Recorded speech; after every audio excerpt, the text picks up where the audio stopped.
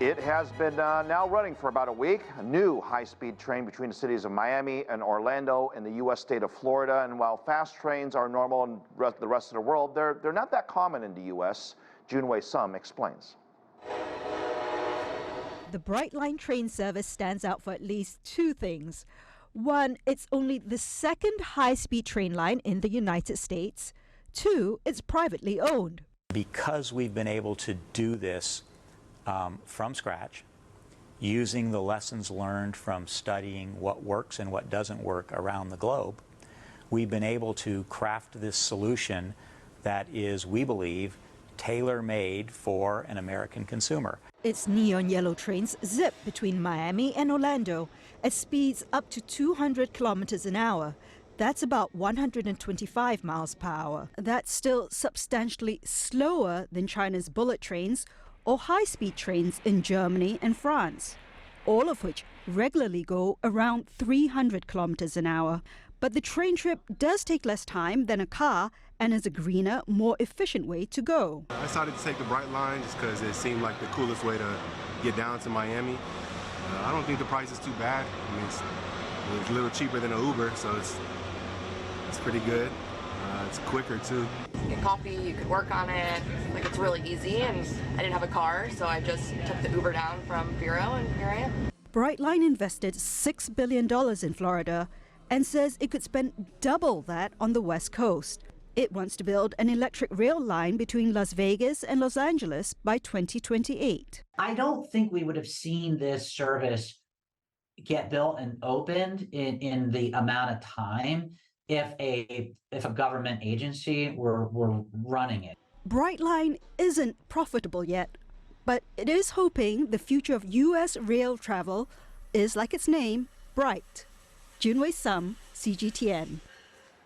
Brightline is raising funding through a mix of bonds and federal grants. It's not the only private firm trying to get into the game. Cascadia Rail has been trying to get off the ground since 2018. That's a high-speed rail service between Portland, Oregon, Seattle, and Vancouver, British Columbia. Meanwhile, the Texas Central wants to connect Dallas and Houston. After some fits and starts since 17, Texas Central is now hoping to pair up with the market leader Amtrak to develop the project. So certainly a lot on the plate. For more on this, on the high-speed rail in the U.S., Rick Harnish, the Executive Director of High-Speed Rail Alliance. Good to see you and welcome to the show. So I've been on almost all of the high-speed or higher-speed rails in the U.S., and I continue to ask myself, it seems like people enjoy the service. I wish they would be more consistent in terms of the equipment that's used, but why can't we get there faster? President Obama and every other agency since then has vowed to improve it, yet here we are. Well, the core issue is that Congress has subsidized driving through direct subsidies of highway construction, through electric car subsidies, oil subsidies, etc., at the tune of tens of billions of dollars per year. And every once in a while, they put a little bit into railroad development. So you get what you pay for. And we have a country that you're almost forced to drive if you want to be part of. I mean, I think that's a fair argument that there's been underinvestment, but at the same time, in recent years, there's been plenty of money. Now, I'll just take the Northeast Corridor, for example. They've always talked about not having enough money. Well, they finally got the money to replace the train sets between Washington, New York, Penn, and Boston.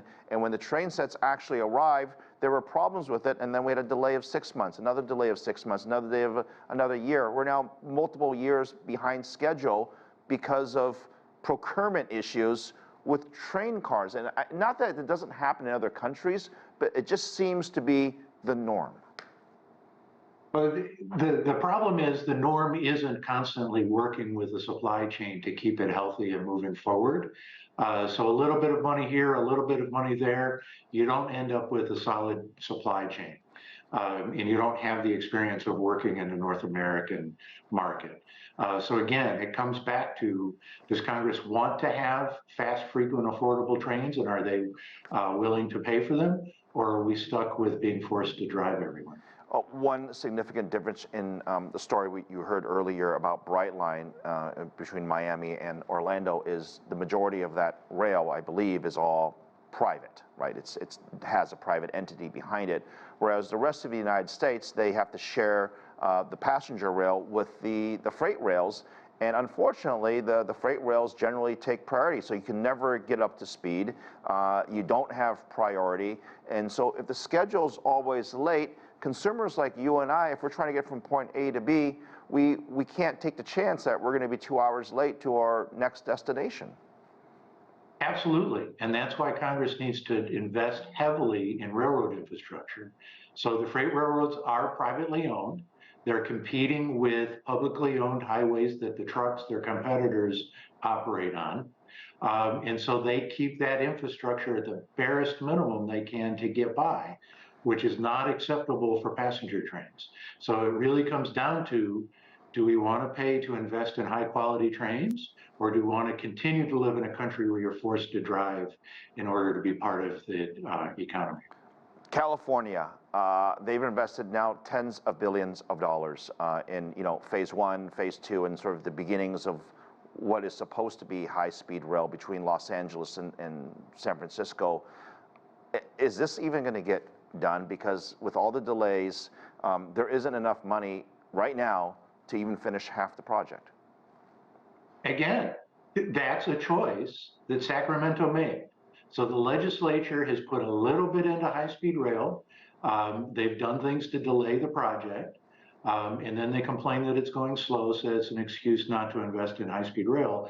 At the meantime, while they're saying that they're working to reduce climate change gases, they continue to expand highways.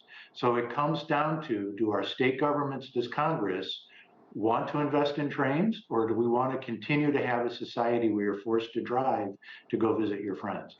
Look what's happening in Florida. The consumers there, in my understanding, is Brightline was already operating between Miami and not quite Orlando, but Fort Lauderdale.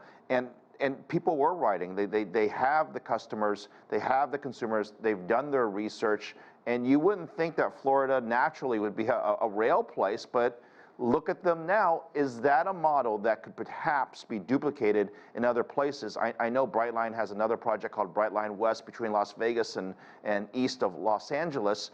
Is this the new model? Essentially what I'm saying is government has failed the consumer to provide them this option, so the private sector is now taking the lead. Well, I wish that they would do that across the country. It's hard for me to imagine private industry choosing to compete so closely with the federal government. But Brightline has a number of lessons that we need to learn from. The first is that the Florida state government created a high-speed rail plan in the mid-90s that set aside the right-of-way and provided some financing mechanisms. That's something that the other states need to do. The other is they're launching with high frequency service and very high quality service, as opposed to putting their toe in the water with just a couple of trains a day. They're launching with soon to be hourly service. And that's the lesson we need to follow, is you need to launch with the kind of service that will attract people out of their cars. Yeah, very cool. It beats flying by a mile. I hope to check that out soon.